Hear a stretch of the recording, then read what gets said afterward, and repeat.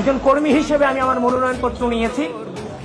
এখনো পর্যন্ত বাংলাদেশ জাতীয়তাবাদী ছাত্র দলের প্যানেল প্রকাশিত হয়নি, নির্ধারিত হয়নি। বাংলাদেশ জাতীয়তাবাদী ছাত্র দলের কেন্দ্রীয় নেতৃবৃন্দ এবং বাংলাদেশ জাতীয়তাবাদী ছাত্র দলের সাংগঠনিক অভিভাবক জনাব তারেক রহমানের নির্দেশে খুব দ্রুতই হয়তো আপনারা সে প্যানেল দেখতে পারবেন।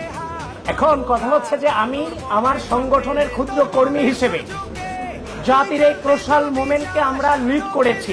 আমরা এই সময়টাতে এই জেনারেশনে যারা ছাত্র রাজনীতি করেছি, রাষ্ট্রের ক্রোশাল মুভমেন্টকে লিড করেছি। ডাকসু কোনো শুধুমাত্র ঢাকা বিশ্ববিদ্যালয়ের ম্যাটার নয়, ডাকসু নির্বাচন গোটা বাংলাদেশের ম্যাটার। সুতরাং এই ক্রোশাল মুভমেন্টকে লিড করার জন্য আমরা এগিয়ে এসেছি, ফর্ম তুলেছি। আমার সংগঠন আমাকে যে জায়গায় দিবে আমি সেই জায়গায় সংগঠনকে লিড করব।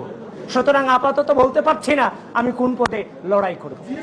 আমাদের যে ব্যাপারটা সেটা হচ্ছে যে আমরা এখনো পর্যন্ত আনুষ্ঠানিকভাবে পূর্ণাঙ্গ প্যানেল কিন্তু আমরা ঘোষণা করিনি। আমার সংগঠন ঘোষণা করেনি। আমার সংগঠন নির্দেশনা দিয়ে দিচ্ছে প্রত্যেকের মতো করে আপনারা যারা নির্বাচন করতে চান আপনারা ফর্ম তোলেন। আপনারা ফর্ম তোলার পরে সে অনুযায়ী আমরা মনোনয়ন প্রদান করব। সুতরাং এখানে তো বিভক্তির তো প্রশ্নই আসে না, এটা অবান্তর কোশ্চেন।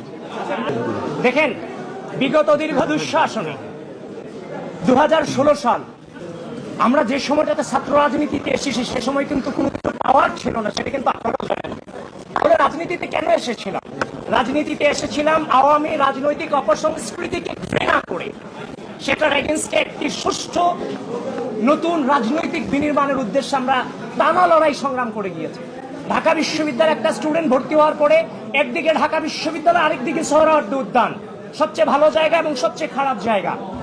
তো সুতরাং একটা স্টুডেন্টকে ঢাকা বিশ্ববিদ্যালয়ের পড়াশোনা, গবেষণা, রেজাল্ট, সহশিক্ষা, একজন শিক্ষার্থীকে পরিপূর্ণ ব্যক্তিত্ব সম্পন্ন এবং দেশপ্রেমিক হিসেবে গড়ে তোলাটাই ছাত্র রাজনীতির প্রধানতম কাজ।